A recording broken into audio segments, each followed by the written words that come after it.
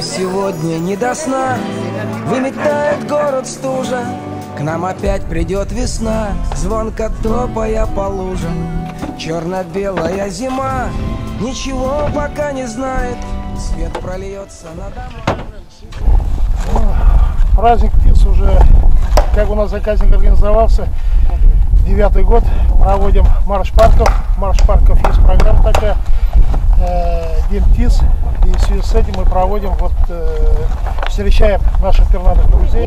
Biz onu sizin mektepte de uzdurgan idik indi көп yıllar ile. Olan mektebinde de uzdurduk. Hem mine Qobat indi bu yıl beyramlar bizning bir bosh mektep.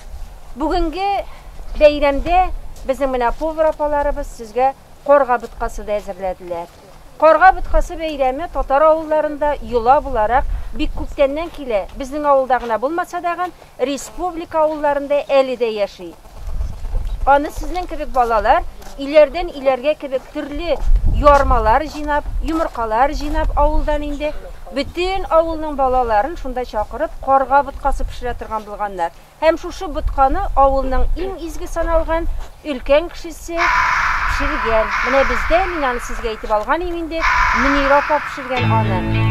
Qorğa butqасы бәйрәме булган елларда авылда тынычлык, авылда икмәк мул була дигән фикерләр яшәгән. Шуңа күрә менә без инде өлкәннәр белән сөйләшкәндә дә шушындый бәйрәм уздырабыз дигән өлкәннәр. Алайса бу ел Алла бирсә игелекле ел килә икән, андый елны бик яраталар диделәр. Менә бу Qorğa butqасы бәйрәме без бүген башлыйбыз икән инде. Өлкәннәрнең элекке елларында дәвам итеп, алдагы елларда да шушындый матур бәйрәмнәрне безгә дәвам итәргә кирәк була.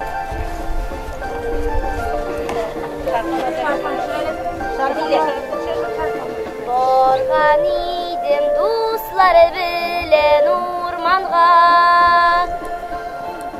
инде сайрар кошлар юганда, куакларда сандугачым былбылым, моңа кадәр күргәнмен мин моны. Тю-тю-тю-тю,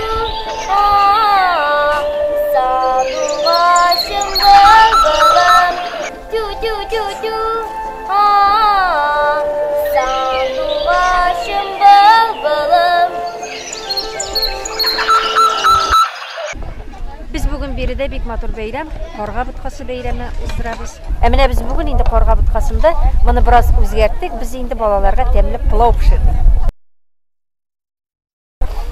Этот праздник уже древняя традиция, которая идет уже с древних времен.